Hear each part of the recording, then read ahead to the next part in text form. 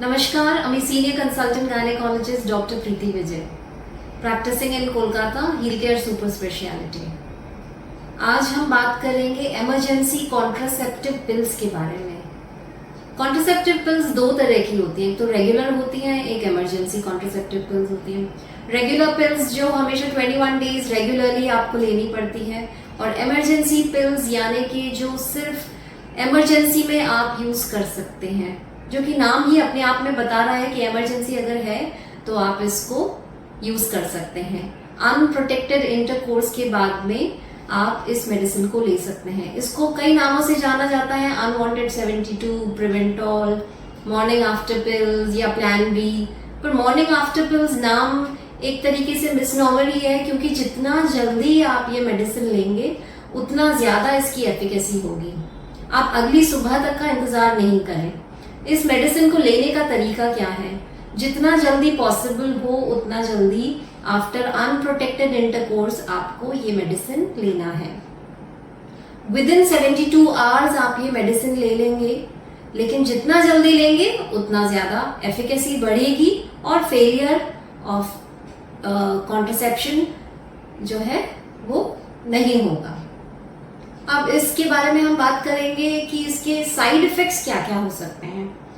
जैसे इससे हो सकता है नॉजिया, ये मेडिसिन खाने के बाद में आपको नॉजिया हो सकता है, वॉमिटिंग हो सकता है, ब्रेस्ट में टेंडरनेस हो सकती है, हैवीनेस हो सकती है, पेन हो सकता है, या पीरियड आपको इरेगुलर हो सकता है, बीच में ब्लीडिंग हो सकती है।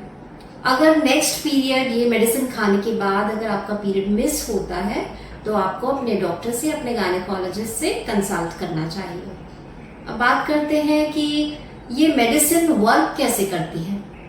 मेडिसिन कई तरीके के इफेक्ट्स प्रोड्यूस कर सकती है, जैसे कि ये ओव्यूलेशन को प्रिवेंट कर सकती है। जब ओव्यूलेशन को प्रिवेंट कर देगी तो ओवम अवेलेबल नहीं होगा फॉर फर्टिलाइजेशन। कई बार ये जो आपका सर्वाइकल म्यूकस होता है उसको थिकन्ड कर देती है, उसको इस तरह से बना देती है कि जो स्पर्म है, शुक्राणु है, वो उसमें एंटर ही नहीं कर पाता है। तीसरा ये कर सकती है, अगर शुक्राणु एंटर भी कर गया है और ओवम भी अवेलेबल है तो ये फर्टिलाइजेशन का जो प्रोसेस है उसको प्रिवेंट कर देती है। अब हम बात करते हैं कि ये किस किस कंडीशंस में आप ले सकते हैं। जैसे सपोज कॉन्डोम्स आप लोग एज कॉन्ट्रासेप्टिव यूज कर रहे हैं, वो अगर टीयर हो गया है, रप्चर हो गया है, उस केस के अंदर आपको इसको मेडिसिन को लेना है जितना जल्दी हो सके। या फिर हो सकता है आप अनप्रोटेक्टेड इंटरकोर्स कर रहे हैं, आप कोई कॉन्ट्रासेप्टिव यूज ही नहीं कर रहे हैं, तो उस दौरान भी आपको यह लेना है immediately, but with in 72 hours. इसके अलावा कई फीमेल्स यूज करती हैं डायाफ्राम्स। कई बार डायाफ्राम स्लिप हो जाता है, उस केस के अंदर आपको इमरजेंसी पिल्स लेना चाहिए। या फिर अगर आपको एक ही साइकिल के अंदर अगर आप 2-3 बार अगर इमरजेंसी पिल्स आप ले रहे हैं, इसका मतलब आपको एक रेगुलर कॉन्ट्रासेप्टिव पिल की जरूरत है। आपको इमरजेंसी कॉन्ट्रासेप्टिव पिल्स उस कंडीशन में यूज नहीं करने चाहिए, क्योंकि ये नाम ही अपने आप में बता रहा है आपको कि this is for emergency, it is not for regular usages. अगर ये मेडिसिन खाने के 2 घंटे के अंदर आपको वॉमिटिंग हो जाती है, उस केस में आपको यह कोर्स रिपीट करना चाहिए। उसके बाद आप एंटी एमेटिक यानी कि वॉमिटिंग रोकने के लिए दवाई लेंगे और उसके आधे घंटे के अंदर आप यह रिपीट कर लेंगे। कई बार होता है आपका रेगुलर कॉन्ट्रासेप्टिव पिल्स आपने 2 या 3 से ज्यादा आप मिस कर देते हैं।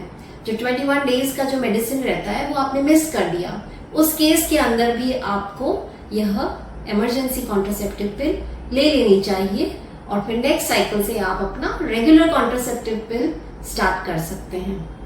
तो आशा करती हूँ आपको इमरजेंसी कॉन्ट्रासेप्टिव पिल्स के बारे में जो थोड़े डाउट्स थे वह क्लियर हुए होंगे। फिर मिलेंगे नई मेडिकल इंफॉर्मेशन के साथ। नमस्कार।